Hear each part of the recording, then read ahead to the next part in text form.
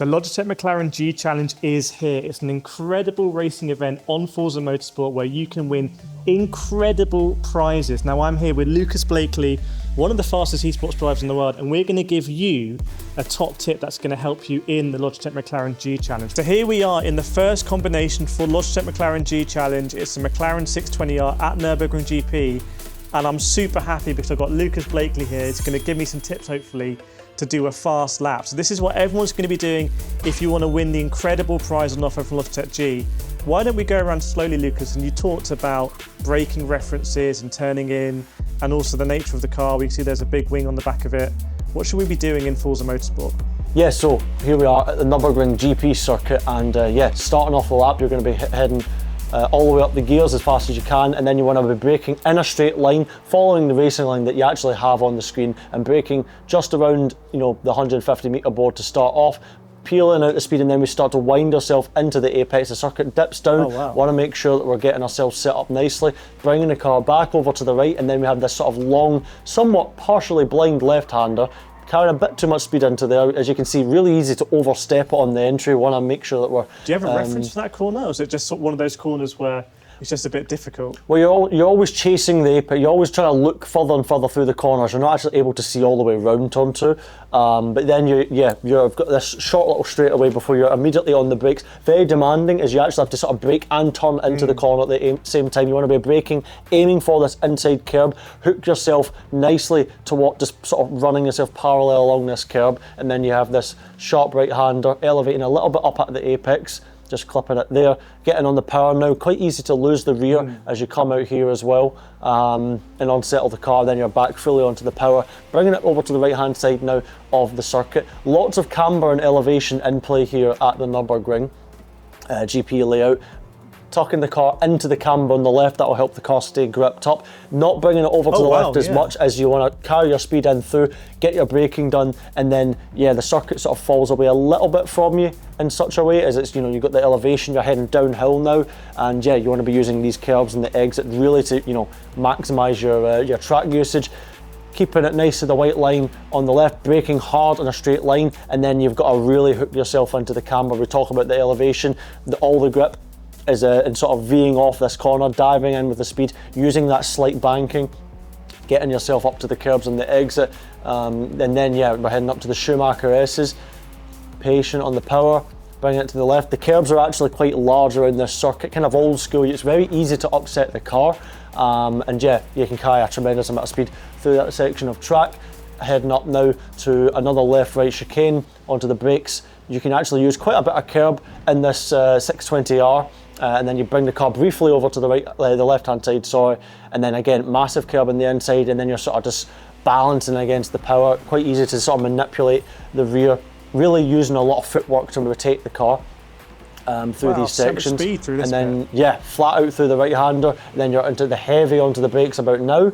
Heading into this final sort of chicane section, using a lot of curbs in the 620R, really compliant, nice and smooth, over the crest a little bit I believe, and then onto the brakes. Again, another demanding braking zone as you're sort of charging in while applying steering lock. Very easy to unsettle the car, would be the easiest thing ever to lock up, but then you're just running the speed out, bringing it over to the line. And that is a lap of the Nürburgring GP circuit here in Forza Motorsport in the McLaren 620R. So just to give you the details, the Logitech McLaren G Challenge summer season is now here, and there's $50,000 in cash and prizes. There's going to be skill-based winners, but also a participation prize as well. So there's no excuse really not to get on Forza Motorsport, and you can win incredible prizes like this. You can win the incredible prize of a visit here to the McLaren Technology Centre just by participating in the Logitech McLaren G Challenge. Now, if you also go on and win the G Challenge, there's more prizes as well. Wow, Lucas, now let's try it a bit faster speed. I'm going to try and use your tips here. So I'm going to try and brake in a straight line. Yep, nice and patient. Get the car slowed down, then we get ourselves into the apex. Use that elevation, the car's dipping down onto the power now, short little straightaway, and then you're just sort of chasing the inside curb, follow the curb, inside, getting back on the power now, bringing it out to the outside, and then again, aiming for that inside apex, braking towards it, as that's really your reference point. Don't be afraid to use the curb, the car can handle it, no problem. Over to the right hand side, balance the throttle, then getting yourself all the way down now, and then over to the right hand side of the circuit once more, up through the gears, heavy onto the brake. Again, getting yourself down low, use that camber, use the elevation. Plenty of curb there, maybe a little bit too much, but that's all right. Then again, circuits downhill. So again, when you're going downhill, very easy to outbrake yourself. You know, you've got a lot more work to do to slow the car down. And yeah, that's why, you know, diving in sort of straight on the braking into here, in towards the apex of the corner, as you sort of have that elevation right in the peak of the middle corner. As you can see, the racing line giving you a little bit of an example, you're sort of Ving this corner a little bit. Could have gone off. Deeper there maybe, a bit more of a V than the U. You can really carry in the speed into that cambered right-hander. And then yeah, through the Schumacher S's, you're just balancing the throttle, trying to manipulate the car with as much speed as you can through there, trying to keep it under control. Then heavy onto the brakes once again. You can use quite a lot of this inside curb. Car can handle it nicely. Then you're swooping over to the left-hand side, a little bit of brake, really finessing on your trail braking. You saw the ABS kicking in there as we start to apply more load. Good track usage on the exit, which is what we like to see. Then over to the right-hand side, flat out through this right-hander. Nice and smooth, minimise the steering lock. Car starting to move around as we start to push its limit. Heavy onto the brakes now, into this chicane. Plenty of curb on the inside. Oh, we got a little bit wide, but that's all right. I'm taking a sausage. There we go. But that's a good example. It just shows you once you start approaching that limit, once you go over it, you know, you have a lot of work to do to slow the car down. So you've got to really understand and appreciate the amount of grip that you have available. Which, to be fair, this car has a fair amount of in the 620R. Great track car. And yeah, I was a lot quicker that time round as well. Wow, Lucas, that was so helpful having your tips. I wonder if there's 3 things we can take from my lap there that's going to help everyone in Forza Motorsport. I felt like the chicane at the end there, I came in too hot. And as you said, as I started to turn, it was too late because the car, I was still trying to slow down. And then I went over the sausage curb. There was maybe the hairpin at the bottom of the circuit where I felt like I didn't go deep enough and I could have carried more speed. Is there anything else that you saw in that lap that I can do to improve?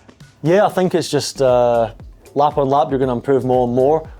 This circuit in particular has a lot of elevation. You've got to really use that to advance. We talked a lot about the elevation, the braking zones, the camber.